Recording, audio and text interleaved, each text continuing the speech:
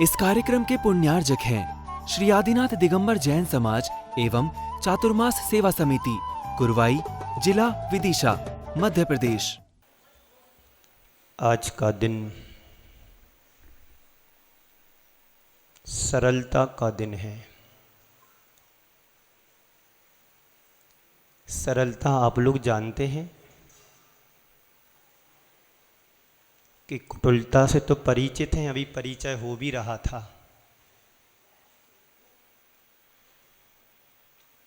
व्यक्ति बाहर से जितना सरल दिखता है, अंदर से उतना सरल हो पाना बड़ा कठिन होता है।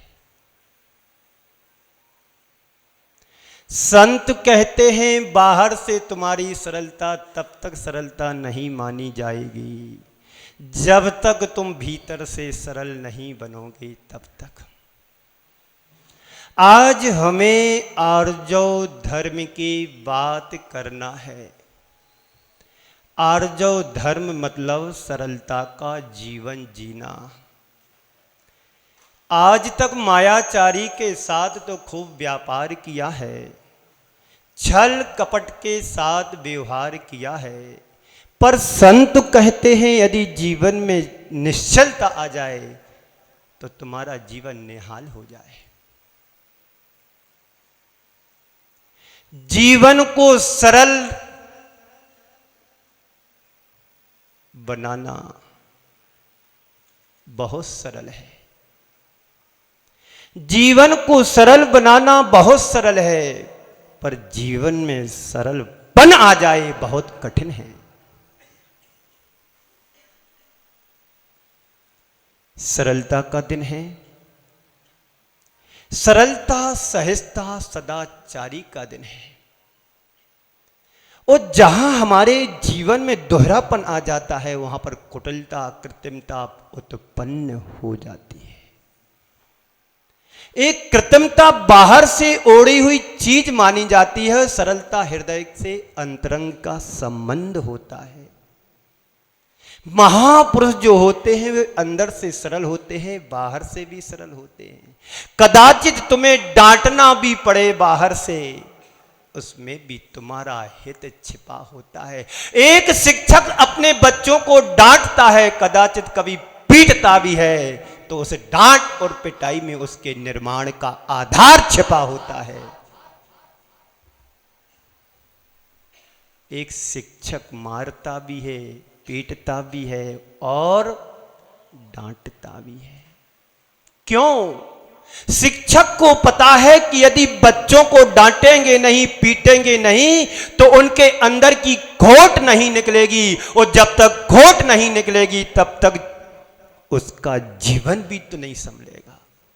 एक हमारे यहाँ चंदेल सर थे, यूपी के कानपुर के आसपास के रहने वाले। एक कम से कम 38-40 साल पुरानी घटना है, जब मैं 6th-7th क्लास में था। एक विद्यार्थी को इस तरह से पीटा, जब वो सर पीटते थे तो आजू बाजू उनको कुछ दिखाई नहीं देता। जब वो थक जाते थे तब पीटना बंद कर देते। सब लोग उनसे डरते थे, और आजू बाजू के क्लास वाले यदि वो पीरियड ले रहे हैं तो 3 बार आवाज़ लगाते थे अपने रूम से, और तीसरी बार में नहीं माने तो सारे बच्चों को बाजू वाली क्लास से उठा करके ग्राउंड में रेत में घुटना टेक या मुर्गा बना देते थे। क्यों? यदि तुम्हें सादा जीवन, उच्च विचार रखना है तो जीवन में सरलता, कपटता नहीं होना चाहिए, सरलता आना चाहिए। एक पर्व है, महापर्व है। इन पर्वों को नंदीश्वर में जाकर के देव लोक निस दिन अरहनिस 24 घंटे एकमात्र धर्म ध्यान और दूसरा कोई काम नहीं। भाग्य से कुछ मिला है तो दुर्भाग्य में क्यों बदलते हैं हम सब। और तो एक दिन उन चंदेल सर ने एक लड़के को इतना पीटा कि उनकी रोल टूट गई, उसका हाथ भी टूट गया। अब ऐसी स्थिति नहीं है कि बच्चों को पीटा जाए, समझाया जाता है, डांटा भी जाता है। डांटना भी बड़ा मुश्किल हो गया। गुरु तुम्हें डांटते हैं तुम्हारी अंदर की खोट को दूर करने के लिए। मिट्टी पिटती है तभी घड़े का रूप ले पाती है, तभी हवा की आंच में जाकर के वह मिट्टी मंगल कलश का रूप ले पाता है। सरलता की बात सुनने कहने में बड़ी सरल लगती है, पर सरलता जीवन में उतार पाना बड़ा कठिन होता है मां साहब। संत कहते हैं तुम्हारे अंदर छल कपट कुटिलता पल रही है और बाहर से तुम बड़े अच्छे दिख रहे हो। ये तुम्हारी कुटिलता तुम्हें हानिकारक बनने वाली है। माया त्रयज्ञो नस्य है। आचार्य समंत्र भद्र नहीं, आचार्य उमा स्वामी जी महाराज कह रहे हैं, जो 2200 वर्ष पहले तत्वार सूत्र को हमें सब लिख करके बता करके गए हैं। एक मायाचारी का प्रभाव तो आज जीवन में परिलक्षित हो रहा है, और यहां आकर के और मायाचारी करेंगे तो कहां जाएंगे? विचार करो, सोचो जरा, विचार करो, सोचो। 4 प्रकार के लोगों को शास्त्रों में गिनाया गया है। कितने प्रकार के लोग होते हैं? 4 प्रकार के लोग शास्त्रों में उन्हें वर्णित किया गया है। नंबर 1, बाहर से सरल, अंदर से भी सरल। यहां तो वो दिखाई नहीं दे रहे हैं। बाहर से सरल और भीतर से भी सरल वो लोग होते हैं इस संसार में, बड़े दुर्लभ होते हैं, कम होते हैं। वो सज्जन पुरुष ही हो सकते हैं संसार में जो अंदर से भी सरल हो, भीतर से भी सरल हो, बाहर से भी सरल हो। दूसरे प्रकार के वो लोग होते हैं जो बाहर से सरल होते हैं, अंदर से कुटिल होते हैं। बाहर से सरल होते हैं, अंदर से कुटिल होते हैं। बड़े सुंदर दिखाई देते, बाहर से कपड़े मपड़े सूट बूट पहन करके आ जाते हैं, वो अंदर जहर घुला होता है।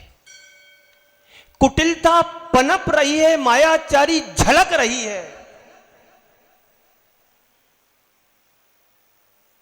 और तीसरे प्रकार के लोग वो होते हैं बाहर से कुटिल, अंदर से सरल। मैं नहीं कह रहा हूं, मैंने तो भगवती आराधना में कोई से ग्रंथ में पढ़ा था कि शास्त्रकारों ने 4 नाम दिए हैं 4 प्रजाति के लोगों के संसार में पाए जाते हैं, तभी आचार्यों ने वर्णित किया है। मैं तो एक निमित्त हूं कि सुनाने तुम्हारे लिए बैठा हूं, किसी की नौकरी के लिए थोड़ी आया।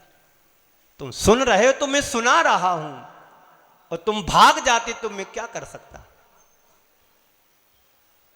तीसरे प्रकार के लोग कौन होते हैं मां साहब? बाहर से कुटिल, अंदर से सरल, यही है ना। गुमची की तरह होते हैं। गुमची का एक पक्ष बड़ा चमकीला दिखाई देता, शाइनिंग फुल, पर उसका दूसरा पक्ष बड़ा मटमेला काला होता है। और चौथे प्रकार के लोग वो होते हैं जो बाहर से भी कुटिल हैं और भीतर से भी कुटिल हैं। जो बाहर से भी कुटिलता प्रदर्शित करते रहते हैं, टेढ़ापन दिखाते रहते हैं, आंखें दिखाते रहते हैं, क्योंकि जो भीतर होता वही तो बाहर दिखेगा। आज का दिन सरलता का दिन है। मैं प्रभु से प्रार्थना करता हूं कि प्रभु इस माया नगरी में रहने वाले सभी की बुद्धि को सरल आज के दिन जरूर बना देना। इस माया नगरी में रहने वाले हमारे धर्मात्माओं के लिए एक दिन की छूट दे दो कि उनके जीवन में अंदर से भी सरलता हो और बाहर से भी सरलता सज्जनता हो। आप लोग चाहते हैं कि मेरा आज का जीवन सरल रहे? बोलो भाई साहब महानुभाव, माताएं बहनें बोलो। आज आप ये नियम लेना चाहते हो कि मैं आज के दिन सरलता का जीवन में परिचय दूं। मन में हो सो बचन में उचरियो, बचन से हो तो तन से करियो। और गुस्सा तुम्हें आ रही है कि सामने वाले को 2 चांटा जड़ दूं तो जड़ नहीं देना। ये धर्म के लिए कहा है, अधर्म के लिए नहीं कहा है। धर्म के लिए कहा है कि मन में हो सो बचन उचरियो, बचन से हो सो तन से करियो। आज मुझे मन में आया कि मुझे शांति धारा करना है, मन में आया, यहां आकर के बचनों से बोली भी ले ली और तन से प्रभु के मस्तक पर धारा को छोड़ दिया। ये इसलिए कहा गया है, पर इसलिए नहीं कहा है कि तन से हो, मन से हो सो बचन से करियो, बचन से हो सो तन से करियो। आज मुझे पाप करने का मन हो रहा है तो करना ही है। पर संत कहते हैं जिस स्तर पर बन सके, मन में यदि कोई पाप आता है तो उसी स्तर पर रोको। मन पर नहीं लगाम लगा पाते हैं तो कम से कम बचनों में तो कंट्रोल कर दो कि हम आज के दिन किसी को गाली नहीं दूंगा। कई लोगों को तकिया कलाम होता है कि हर बात में गाली गलौज करते, चाहे घर हो, चाहे बाहर हो, चाहे परिवार हो, चाहे व्यापार हो। थोड़ी खिंचाव होता है। मन के स्तर पर, वचन के स्तर पर और कर्म के स्तर पर हमें सरल बनना है। मन वचन काय के स्तर पर हमें सरलता दिखाना है, नहीं है सरलता का जीवन में पालन भी करना है। तो चौथे प्रकार के लोग कैसे होते हैं? बाहर से भी कुटिल होते हैं, अंदर से भी कुटिल होते हैं। किसी किसी का नेचर होता है, कितना भी उनको समझा दिया जाए पर समझने में बात नहीं आती है। तो हम लोग सरलता की बातें बड़े सरलता से कर लेते हैं किसी को रिझाने के लिए। इन्हें कहते हैं स्वार्थी। क्या कहते हैं? स्वार्थी, रथी, अर्थी। स्वार्थी, रति, अर्थी। स्वार्थी, सारथी तो सुना था, ये स्वार्थी क्या है? जहां पर मायाचारी का जाल बिछा करके अपना कार्य सिद्ध कराना। मायाचारी का जाल बिछा करके अपनी बात को सिद्ध करना, इसे आचार्यों ने स्वार्थी कहा है। स्व यानी आत्मा और आत्मा से अलग शरीर को अर्थी कहा गया है। दोनों का जोड़ दो तो क्या हो गया? स्वार्थी। इस स्वार्थी यानी दोहरेपन से अपने जीवन को बचाना है। इस दोहरेपन से बचो। प्रकृति की चीजें आपको बहुत सुंदर दिखाई देती है। प्रकृति की चीजों में कभी कृत्रिमता नहीं आती है। सो जो है सो है। पर इंसान है, अपने जीवन में दोहरापन क्यों लाता है? इस दोहरेपन से बचना चाहते हो तो 10 लक्षण के 10 धर्मों में से एक एक धर्म की आराधना करना शुरू कर दो। मैं आपसे कुछ कहने का अधिकारी भी नहीं हूं और मुझे किसी ने राइट भी नहीं दिया कि मैं आपको कहूं। फिर वचन है, हित मित वचनों को प्रवचन कहा है। प्रकृष्ट वचनम इति प्रवचनम। जो प्रकृष्ट हो, उत्कृष्ट हो, जो हित मित प्रिय हो, उनको प्रवचन कहा है। और इस प्रवचन के लिए आचार्यों ने तीर्थंकर प्रकृति के बंद के लिए कहा है। प्रवचन भक्ति 16 कारण भावना में एक भक्ति है।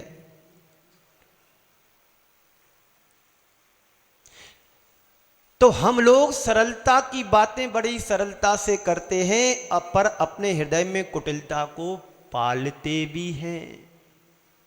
सरलता सहजता का नाम है।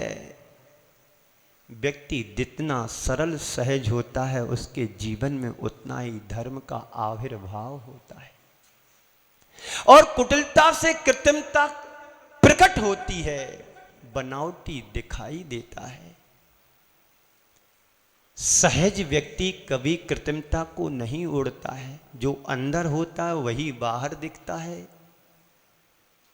सज्जन व्यक्ति, महापुरुष व्यक्ति के जीवन में अंदर भी सरलता होती है और बाहर भी सरलता होती है, वहां कृत्रिमता नहीं आती है।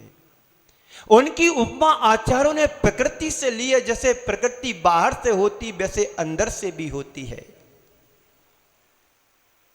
तो नंबर 1 के व्यक्ति वो होते हैं इस संसार में जो महापुरुष की तरह पूजे जाते हैं, जो बाहर से भी सरल होते हैं, भीतर से भी सरल होते हैं। दूसरे प्रकार के वो व्यक्ति होते हैं जो बाहर से तो सरल दिखाई देते पर अंदर से कुटिलता प्रकट होती है। जब अवसर आता है तब अपना असली रूप प्रकट कर ही देते हैं। ऐसे व्यक्तियों के साथ, उनके साथ विश्वासघात हो जाता है।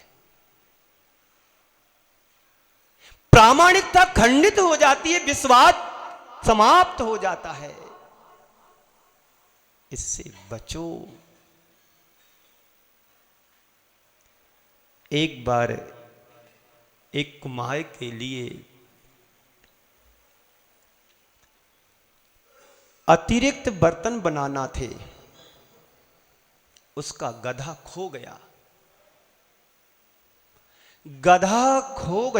उसे घड़े बनाने के लिए मिट्टी लाना थी खदान से। तो अपने उनसे ध्यान आया कि मेरा मित्र है, उसके पास भी गधा है। तो अपने मित्र के पास वो जाता है कि भाई साहब, मुझे आपसे कुछ चाहिए है, मेरा गधा खो गया है, आप मुझे अपना गधा दे दोगे तो मेरा काम बन जाएगा। मित्र भी ऐसा वैसा नहीं था, बड़ा अच्छा मित्र था।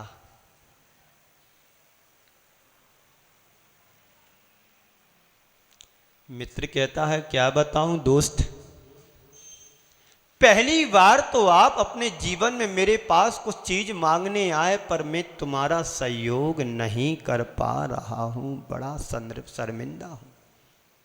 आपके घर कोई मांगने आता और मन में हो कि इसको नहीं देना है तो बड़ा ऊपर से प्रभाव दिखाते हैं, ऐसा कि जैसे तुम उसके प्रिय हो, पर तुम्हारे हृदय में अप्रियता पल रही है।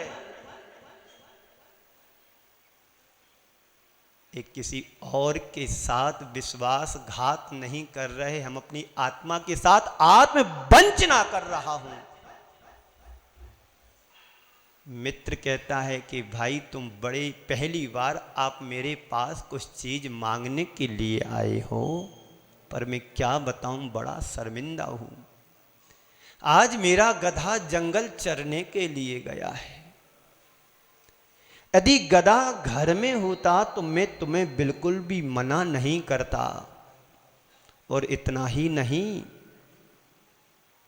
तुम्हारे साथ मिट्टी को खोदने भी चलता। सामने वाला बात पूरी ही कर रहा था, जाने को हुआ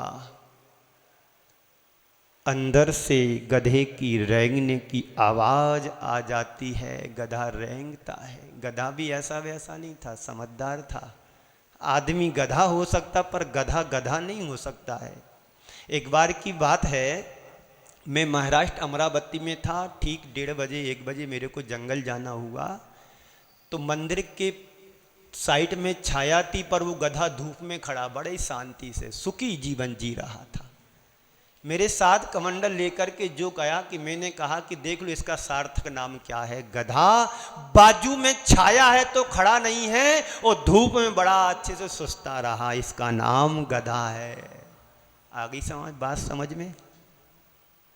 पर यहाँ जितने भी सब गधा नहीं होशियार हैं, क्यों सब छाया में बैठे हैं, सुन रहे हैं, धर्म ध्यान की बात सुन रहे हैं, पूजन पाठ अनुष्ठान कर रहे हैं, त्याग नियम व्रत संयम को धारण किए हुए हैं, इसलिए सबके सब सज्जन ही हैं, दुर्जन कोई नहीं।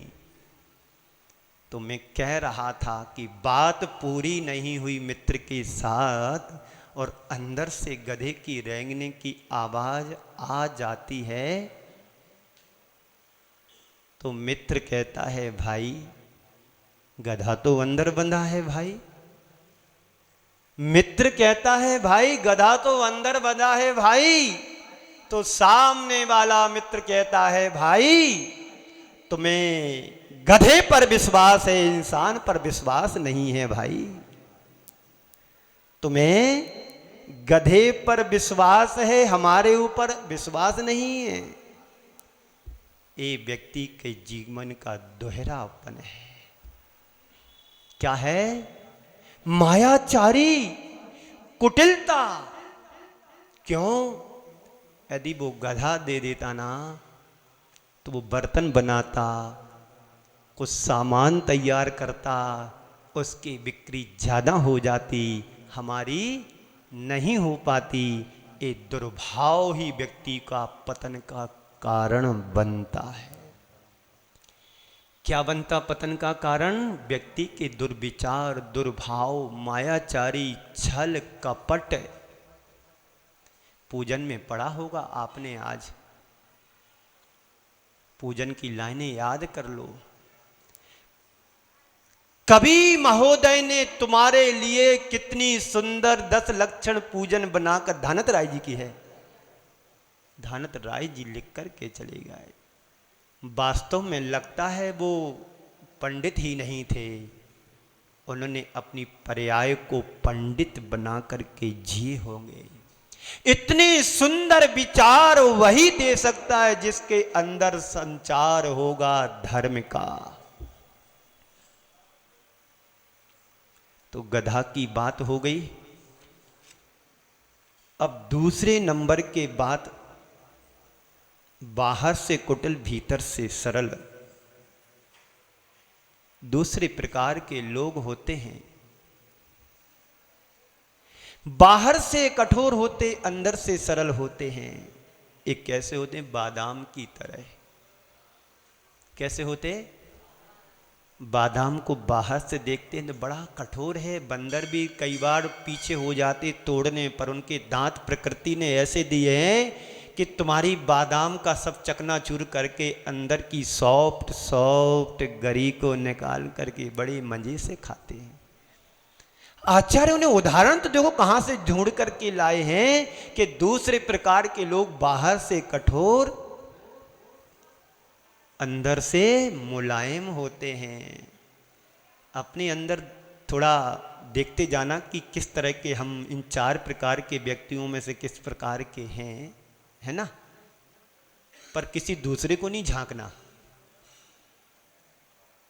दूसरे को नहीं झांकना, अपने अंतरंग में हृदय में झांक करके देखना कि हम बाहर से सरल, भीतर से सरल, बाहर से कुटिल, अंदर से सरल।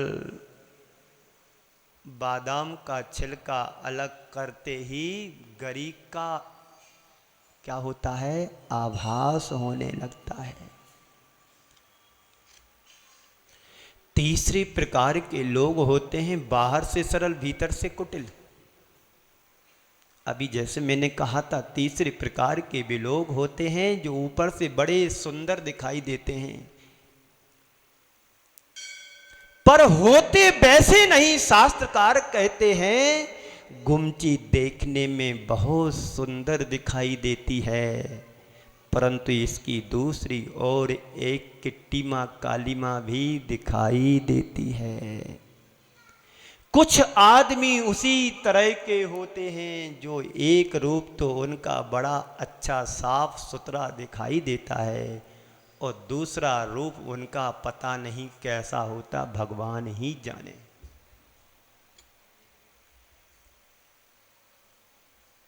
ऐसे व्यक्ति बाहर से सरल दिखाई देते, अंदर से कुटिलता को ओढ़े हुए होते हैं। और चौथे प्रकार के व्यक्ति वो होते हैं जो बाहर से भी और भीतर से भी सरल होते, कुटिल होते हैं। एक बार की बात है,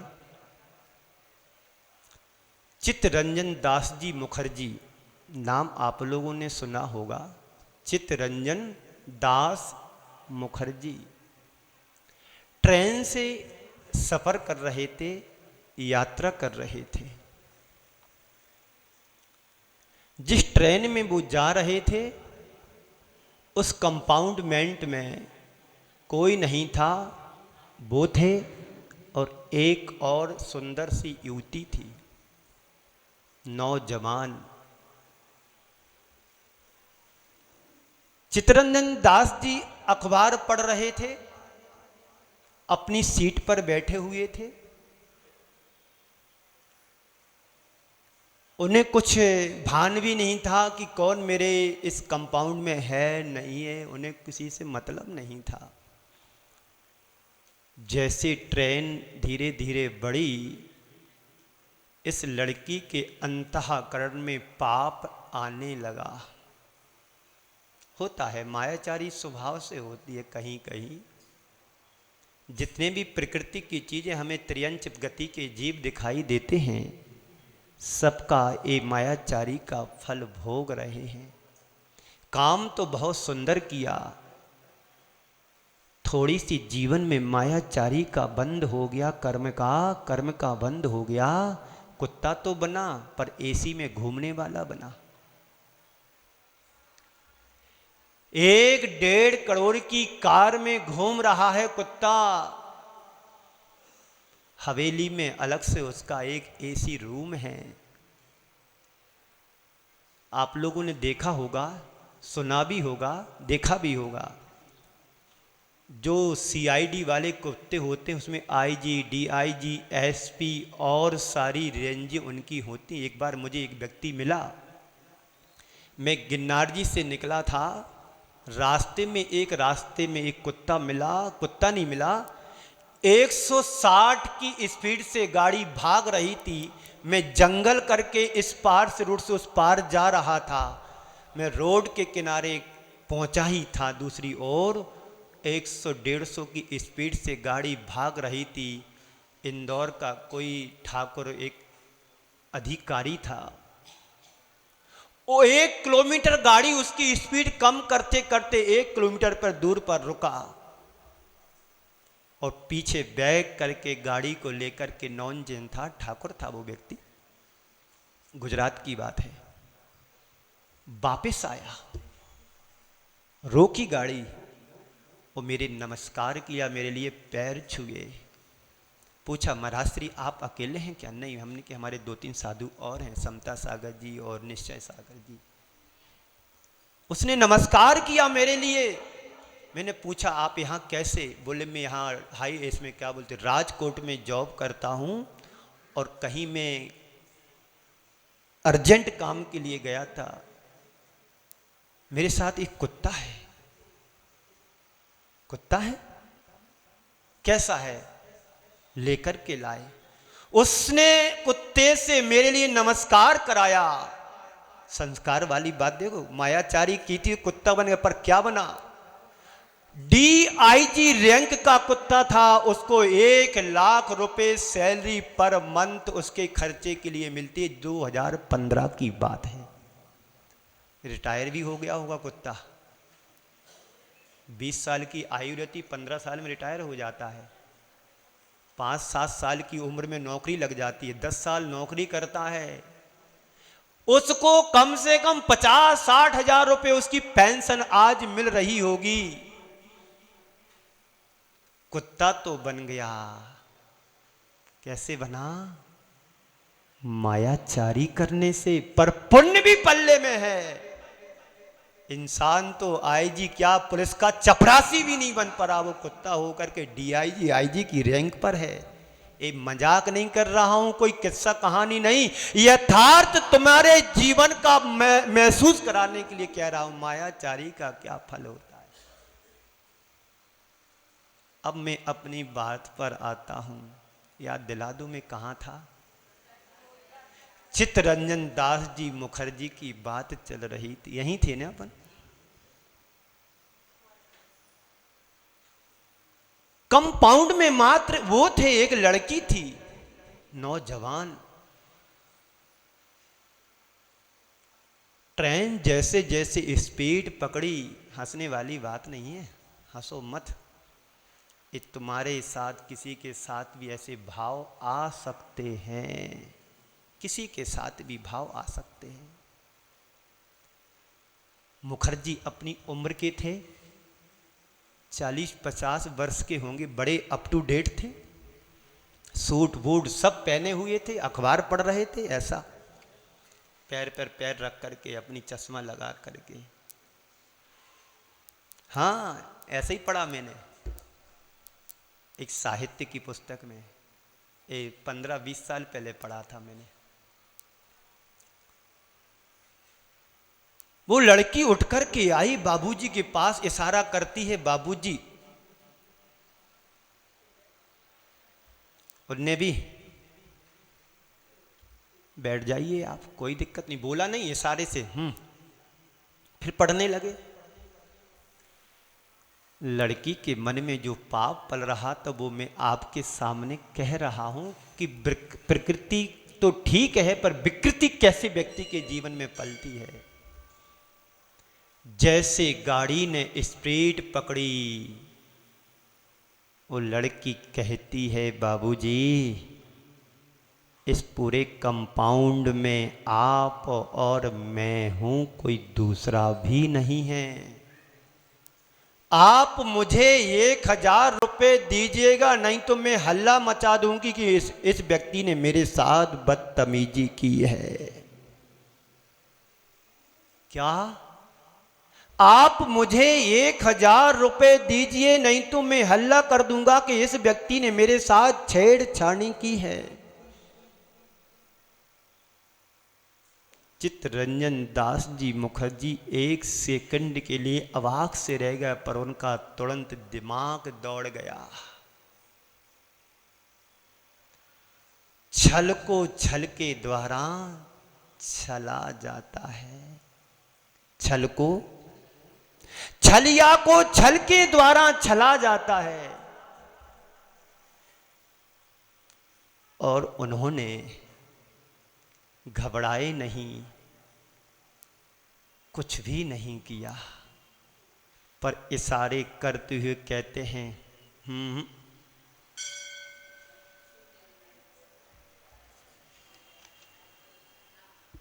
उन्होंने एक पेपर में लिखा कि मैं बोल नहीं पाता हूं, सुन नहीं पाता हूं, आपको क्या प्रॉब्लम है, आप मुझे पेपर पर लिख करके दे दो।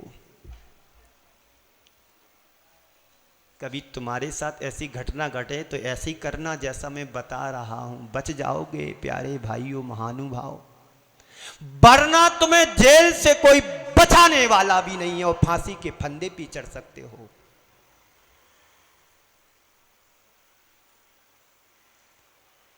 उन महोदय जी ने लिख कर के बता दिया उस लड़की के लिए, आप मुझे लिख कर के दो कि तुम्हें क्या जरूरत है मेरे से। वो भी आओ देखा ना ताओ देखी, कहीं से पेपर ढूंढ करके लाई बैग मैग से और तुरंत लिखा, प्लीज आप मुझे 1000 रुपये नहीं देते हो तो मैं तुम्हें अभी पुलिस को बुला करके फंसा दूंगी। कि इस महानुभाव ने मेरे साथ छेड़छाड़ की है, बदतमीजी की है, इस बुड्ढे को शर्म नहीं आती? एक छोटी सी बेटी के समान लड़की को देख करके मोहित हो गया। लिख दिया उस लड़की ने ये सब चीजें, उनने बड़े अच्छे से पढ़ा, मुस्कुराते हुए जेब में रख लिया और जेब में रख करके 4 चांटे उसके गाल पर जड़े। अब चिल्ला, तू कितना चिल्लाती है? क्या हो गया? 4 चांटे उसके गाल पर मारे और बोलते हैं कि अब तू कितना चिल्लाना जानती है और मुझे फंसाना चाहती है तू। क्या हो गया? तुम लोग सन्न से पड़ गए। यथार्थ है जो अंदर से भी कुटिल है, बाहर से भी कुटिल है। पर चित्तरंजन दास जी अंदर से भी सरल थे, बाहर से भी सरल। 2000 का नोट दे देते, बाउनी की हो जाती। कुछ भी हो सकता है, पैसे का जमाना है, पैसे में तो तुम सब कुछ खरीद सकते हो। पर संत कहते हैं हम जैसे हैं वैसे ही रहो। सरलता जीवन में होना चाहिए, कृत्रिमता नहीं, कुटिलता नहीं। सदाचारी, सदाचार का व्यवहार होना चाहिए, मिथ्याचार का व्यवहार नहीं। पूजन तो करते हो किसकी? क्षमा की, और आचरण करते क्रोध का। कल का एक प्रसंग सुनाता हूँ और फिर बाद में समय के अनुसार मैं पूरी बात को पूरा करूँगा। कल एक प्रसंग छूट गया था, बड़ा प्रेरक प्रसंग है। आपको इन प्रसंगों से प्रेरणा लेना है, शिक्षा लेना है, इसलिए मैं सुनाता हूँ। मैं ही नहीं सुनाता हूँ, सारे संत ही एक धर्म के ऊपर 1500-1600 जितने भी संत साध्वी हैं, धर्म एक है पर विचार सबके अनेक हैं। क्या बोल रहा था मैं? एक संदर्भ सुनाता हूं। कल का कौन सा दिन था? कल मार्दव को अर्थ क्या था? मान कसाय, यानी अहंकार को नहीं करना। क्या नहीं करना? घमंड नहीं करना, ईगो नहीं करना, अहंकार नहीं करना, गर्व करना। क्या करना? आई एम इंडियन, मैं भारतीय हूं, ये गर्व तुम्हें होना चाहिए। क्या होना चाहिए और क्या नहीं होना चाहिए? बोलो। अभिमान नहीं होना चाहिए, अहंकार नहीं होना चाहिए। होना क्या चाहिए? गर्व होना चाहिए।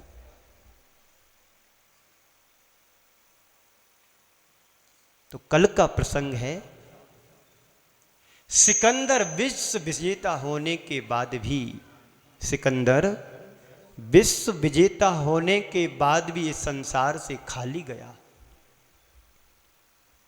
यूनान से चलकर के सिकंदर भारत, पूरे विश्व की विजय प्राप्त करता करता भारत आया। वो भारत इसलिए आया कि मैं भारतीयों को जीत करके, लूट करके वापस यूनान जाऊंगा, अपने देश जाऊंगा। क्या सिकंदर के पास किसी चीज की कमी थी? मैं आप लोगों से पूछना चाहता हूं। आपने इतिहास पढ़ा होगा, सिकंदर को पढ़ा होगा, गजनबी को पढ़ा होगा, और ना जाने कितने शासकों को तुमने इतिहास के पन्नों को पलट करके पढ़ा होगा। इन लोगों से मुझे प्रेरणा मिलती है, जीवन जीने की कला मिलती है। एक उदाहरण है, सिकंदर जब विश्व विजेता बनकर के भारत में आया, यूनान से चलकर के भारत को लूटने के लिए, जीतने के लिए, एक गांव में सिकंदर का प्रवास हुआ। शाम का वक्त था।